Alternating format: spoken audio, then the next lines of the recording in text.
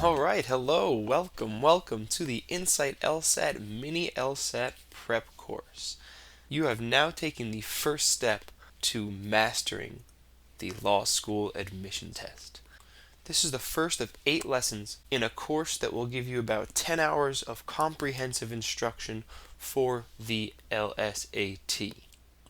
Throughout the course, we're going to focus on every part of the LSAT, all the different sections, all of the major question types, and expert strategies and advice for making yourself the best possible LSAT test taker that you can be. You've started on the road to making improvements that you could not imagine are even possible. So again, welcome. We're going to try to have a little fun along the way. We're going to do a lot of work, and we are on our way to mastering this test. In this first lesson, we're going to be introducing you to what the LSAT is, and we're going to be introducing you to the Insight approach to the LSAT that we use at Insight LSAT. We're going to give you an overview of the rest of the course so you know what to expect, and also if you're only looking for a particular type of instruction, you can go right to the lesson that best suits your needs.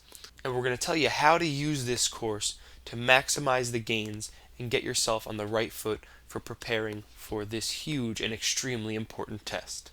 But first, allow me to introduce myself. Hello there. My name is Albert. I'm going to be your instructor for the course.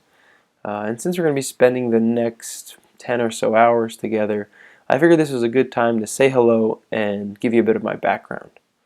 I have been tutoring now for a few years. I've worked with students from all across the world, and of course I'm looking forward to working with you.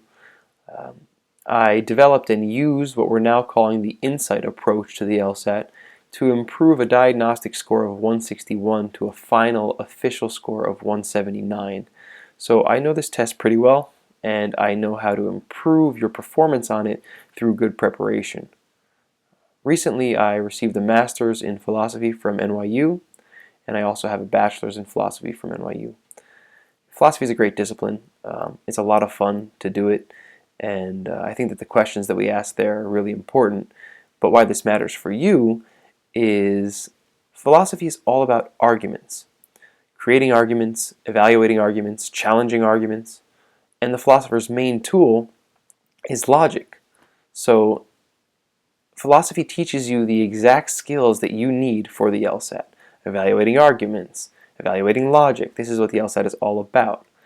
The correlation is actually so strong between the skills you learn in philosophy and the skills that are tested on the LSAT that statistically philosophy majors do the best of anyone on the LSAT. So if you didn't major in philosophy, you get the next best thing. You can learn from somebody who did. But anyway, I just wanted to put a face to the voice for the course. And I really hope that this course is extremely helpful to you. I hope it sets you on that path to great LSAT glory. Enjoy the course. Alright, let's talk a bit about the basics of this test. The LSAT, or Law School Admission Test, is the test that you're going to have to take in order to secure admission to a U.S. law school. The LSAT is a self-contained skills exam, and what I mean by that is we don't need to study outside material or really learn any subject matter in order to do well on the LSAT. This is very different from, for instance, the MCAT, the test that you take to get into medical school. For the MCAT, you need to know biology, you need to know chemistry, and you can't just practice taking the MCAT and learn this stuff. That's why you have to take pre-med courses in college in order to get that subject material so you understand what the test is testing. The LSAT is nothing like that. There is nothing to learn outside of the test. The LSAT is a test of your skills, and particularly it's a test of your skills relating to argumentation and reasoning. It is a logic test, and really I think it's better to think of the LSAT not as something you study for, but something that you practice. The whole thing is like this big game of logic that you can learn the rules to, you can understand how it works, and you keep practicing and practicing doing this by taking and working with real practice LSATs from the past until you're really good at playing this game. And then you go there on test day and you play it, and if you've prepared well enough, you win. The LSAT is usually weighed more than all of the other application elements combined for your admissions package to law school. Yes, you heard that correctly. The LSAT is more important than your GPA, your personal statement, your letters of recommendation, your extracurricular activities, all of that combined. The reason is it's a standardized measure. Law schools know what the LSAT is like better than they know what your college was like. So they don't know what the A in your particular class means necessarily. They assume it's good. They compare it with the reputation of your school. They compare your letters of recommendation to the reputation of your professors. But the law school admissions test is something that they know is a standard measure that they can use to compare applicants. And for that reason, it is worth sometimes up to 70% of your admissions package, and almost always more than the other elements combined. So this is a very important exam. It is also a major factor in scholarship decisions. How much financial assistance is the law school going to offer you to attend? These decisions are made very largely based on your LSAT score. You can head over to insightlsat.com/score to see how my own LSAT score translated into scholarship money and how it helps me in my own law school admissions process. There's even an example there where I received a scholarship package worth over $200,000 from the University of Chicago. So check that out. Do not underestimate how important the LSAT is for your admission to law school. Now the test itself consists of 6 35-minute sections, and there's a 10-minute break in the middle. This is for a total of 3 hours and 40 minutes of examination. The LSAT is a mental marathon. You could know how to do it, you could know how to do each individual question type, but you also need to know how to sustain this high level of cognitive functioning for almost 4 hours. This is why we prepare for the LSAT for a long period of time, usually about 2 months, maybe more, and we think of it holistically. It's like training for a marathon, a regular marathon. You need to be in top physical and mental shape in addition to being really good at the LSAT in order to perform at your best for this test. Now the 6 sections can be broken down. They're always the same 6 sections with one little exception. So there will always be 2 logical reasoning sections, and these are what are typically called the argument section. We have a lesson on them, and I'll talk about that in a little bit. But this is where you're given short arguments and you have to answer questions about them. There is one analytical reasoning section, and this is the famous logic game section on the LSAT. And that is something that is really particular to the LSAT. There's nothing quite like it that you might have been exposed to already. But this is the section where the LSAT gives you a setup for a certain game, and you have to understand how that game works, and you have to answer questions about that game. We have 2 long lessons on that in this course, so that will all be very clearly explained. There is one reading comprehension section, and this is fairly self-explanatory. There will be 4 passages of about 450 to 500 words in that reading comprehension section, and you'll need to read it, understand it, and answer questions about each passage. There's always an experimental section on the LSAT, and this can be any one of the previous sections. It could be a 3rd logical reasoning section, a 2nd analytical reasoning, or a 2nd reading comprehension. And you're not going to know ahead of time what it's going to be, and you're never going to be told which section it actually was. So it presents as just another section. You don't know if it's the experimental or not, and you just have to take it like a 5th section of the test. That being said, in actuality, it's not scored. But I wouldn't think too much about this. I wouldn't try to guess which one it is. That's a bad test-taking practice. So these first 5 sections, the 2 LRs, the 1 AR, the 1 RC, and the experimental, you don't know what order they're going to be in on your LSAT. It can be in all different orders. There's no way to figure out what you're going to get first, second. It's random. But the 6th section, the writing section, which is also an unscored but not completely unimportant section, is always last. So you can count on having the rest of the stuff before that, and the writing one will be last. But we also have a lesson on the writing section, so we'll talk about that more then. An important point that you need to know from the very beginning: there is no penalty for guessing incorrectly on the LSAT. So you never ever leave anything blank. That's a guaranteed incorrect answer. If you run out of time, You are better off just putting in a bunch of random bubbles, because at least then you have a chance of getting it right. But if you leave a question blank, you will lose points for missing that question. This is different than the SAT, when there was a penalty for guessing incorrectly, so there was a strategic choice about whether or not to guess or to leave it blank. Here, no blanks whatsoever. No penalty for guessing incorrectly. Your score. There's a range of 120 to 180, where 180 is a perfect score on the LSAT. Generally speaking, you want to score at least 150, especially in today's legal market, in order to secure admission into a decent law school. 160 or above is going to make you competitive at some of the top tier schools.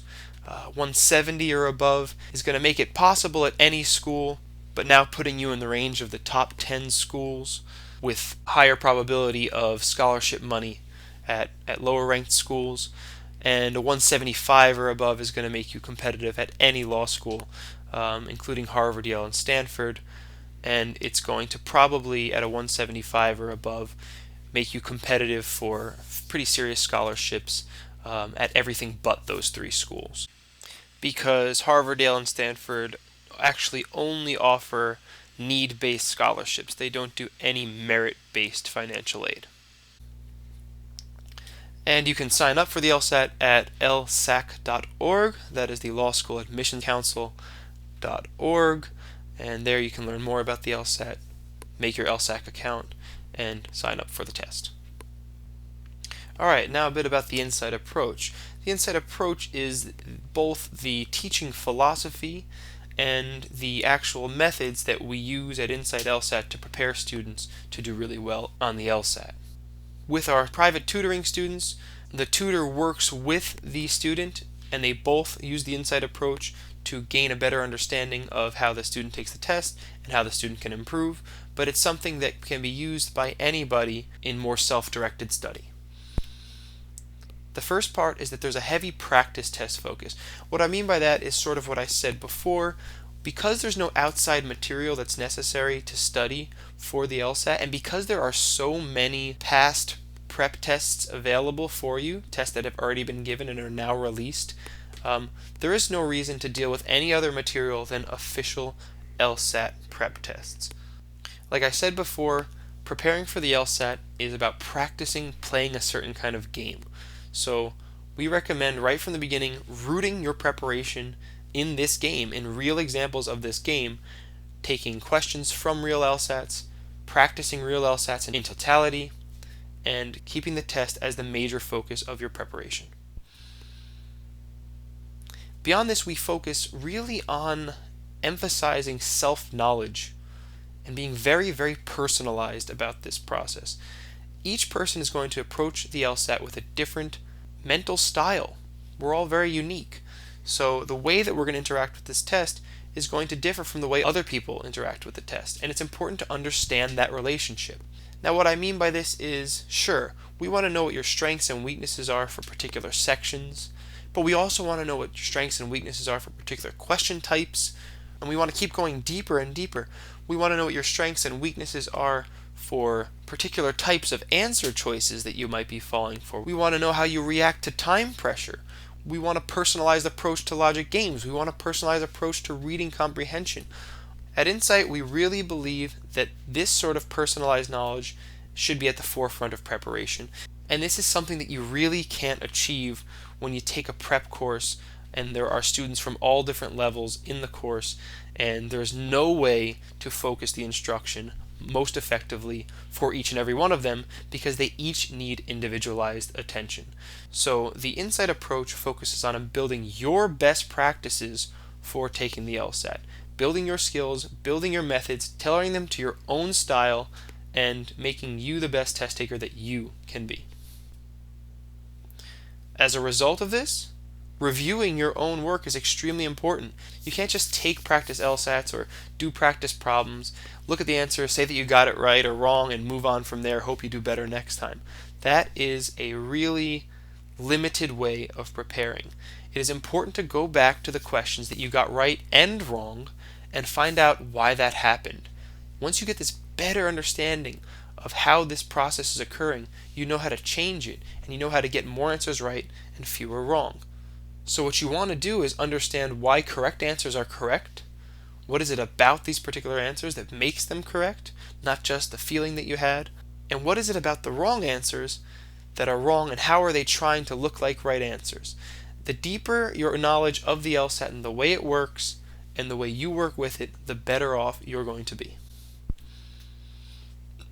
So the Insight approach is a mix of expert knowledge, both through this course and through tutoring, and highly individualized, personalized skill and method building. And you can learn more about it at insightlsat.com, where you also can sign up for tutoring if you're interested. Alright, and now an overview and an outline of what we're going to be doing in the course in all 8 lessons. So you are here right now in lesson 1, and we're just introducing you to the LSAT, the Insight approach, and the course. In the second lesson, we're going to be talking about the basics of LSAT logic. We don't actually jump into any section right away because there are foundational skills that transcend section. There are skills for dealing with arguments, dealing with logic, that are needed for all of the sections. They are the skills that you are really bringing to bear on the test throughout it. They're the skills that are being tested, and they're the skills you're going to need in law school. So we talk about these skills in a more conceptual, removed way from the test at first, before we start applying them to particular sections. Now, the second lesson may have some familiar material for a lot of people. We use logic all the time. It's a basic part of human interaction and human thought. But I still think that this lesson is extremely helpful for everyone, even those who find it somewhat familiar, because it's helpful to see the particular aspects of logic that are relevant for the LSAT and to see them in a systematized way, the way they're presented in the lesson. There are also some weird LSAT specific ways of doing things that are a little bit counterintuitive, so it's best to understand how the LSAT understands and uses certain concepts in logic. So that's what we'll do in lesson 2. In lesson 3, we will apply this stuff. We'll begin to apply it in the logical reasoning section, and there we're going to present strategies for dealing generally with questions in that section, but also we're going to go through major question types and strategies for dealing with each of those. We're going to have plenty of examples. We're going to have homework questions for you to drill, and that's what we'll be doing in lesson 3.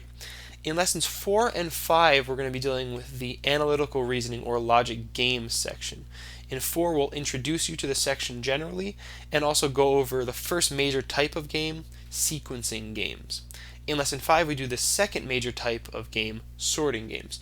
So in these 2 lessons, I'm going to show you what's probably the most important piece of your LSAT preparation, and that is how to deal with logic games, and specifically how to diagram these games, how to turn the words into a picture and then work with the picture like a game board.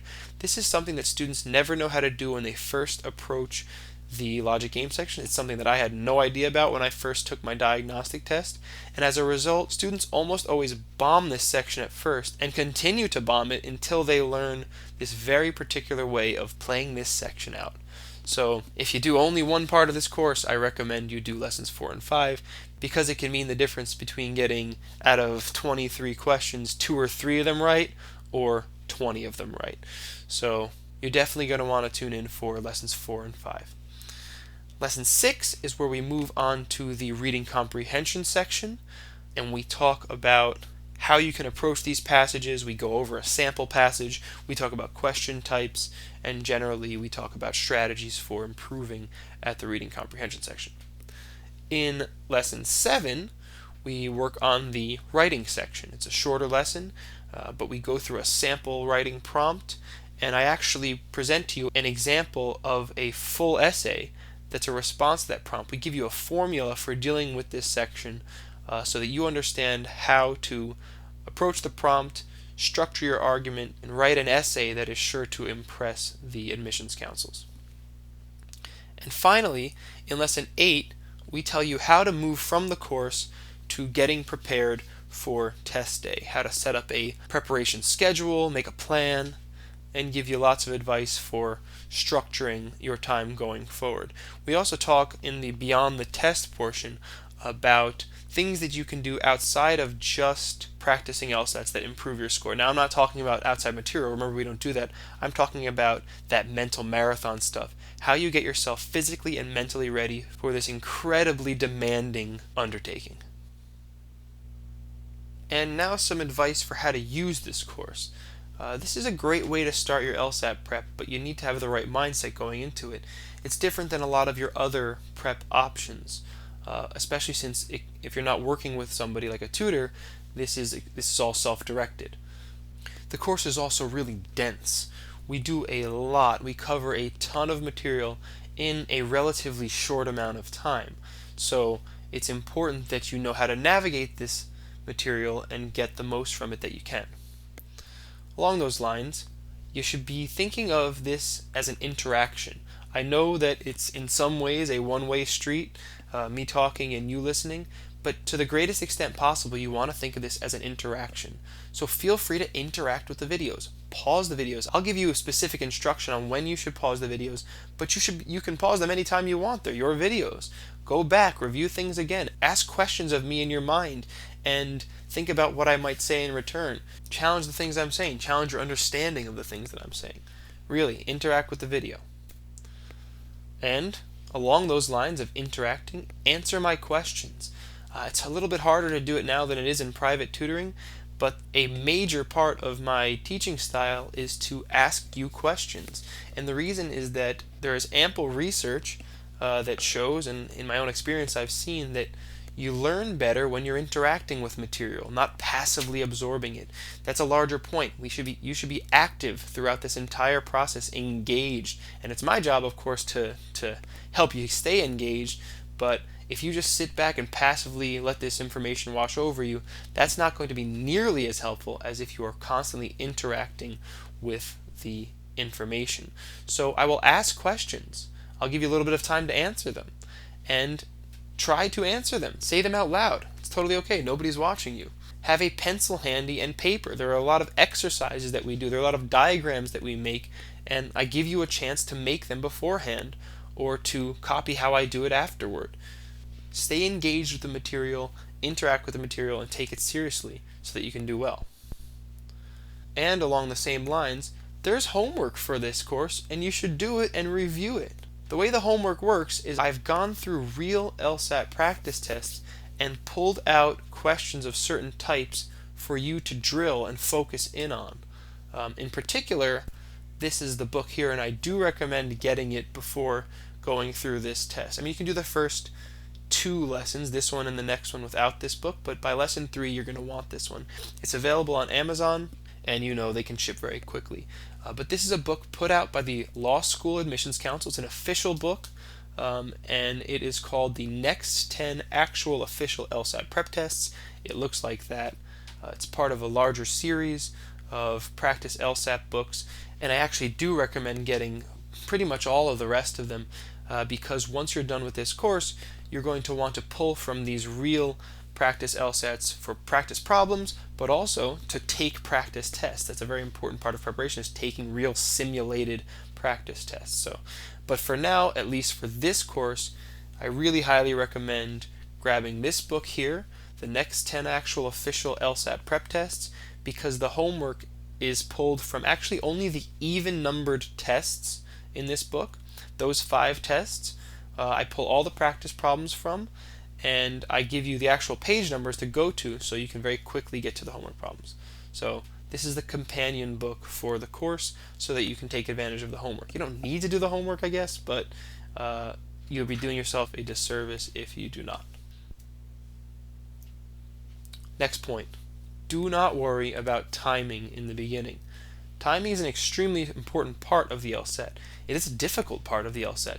You may be able to do all this stuff well if you're given all the time in the world, but you're not. You're given 35 minutes in each section, and that is a serious, serious constraint. That being said, do not worry at all about timing for the first half or so of your preparation time. That will come later. There is time for that. We're not forgetting about it. But right now, your focus should be on learning how this game, this LSAT, works, and honing your methods, developing your skills, and really getting a sense for how to take this test. Once you get that, once you understand how to play the game, you'll naturally be able to do this more quickly because you'll understand it. You won't be figuring it out during the test. But then we can also start to focus on timing strategies that will allow you to improve upon your timing and also to think about timing when you're taking the test. Next, consider pairing this course with private tutoring. And like I said before, you can sign up for private tutoring at InsightLSAT.com. The course is designed to be self-sufficient. You definitely do not need a tutor to get a lot from this course. That being said, it's a great pairing because we can focus in private tutoring sessions really on your individualized responses to the test and how you interact with the test if the major instruction is taken care of when you watch the course. So it's a good pairing, but again, the course is designed to be self-sufficient and to give you a comprehensive introduction to the test and major strategies with or without tutoring. And finally, after you're done with the course, use the free Insight worksheet, which you can find at insightlsat.com/worksheet, to track your progress and develop your own LSAT insight. We'll talk a little bit more about this in Lesson 8. I'm just flagging it for now, but it is a helpful thing that you can do after you finish the course. And finally, expect uneven progress. You'll see the progress represented on the worksheet. That's how you track your progress, but expect it to be uneven. You may hit a bit of a plateau, and then you need to work on certain strategies, and then all of a sudden understanding will be unlocked and you'll make huge progress in a certain section, or your score will go way up. And that is just the nature of practicing this test. You learn certain things, you get better at certain skills, and then you need to move on to other things, and you'll reach those plateau points, and then you need to change things up, and then you'll make more progress and more progress. But it will be uneven, so expect that ahead of time. Alright, I think that's enough introductory stuff. Let's get right into the material. Next lesson, Lesson 2, we're going to be talking about the basics of LSAT logic, and I will look forward to seeing you there.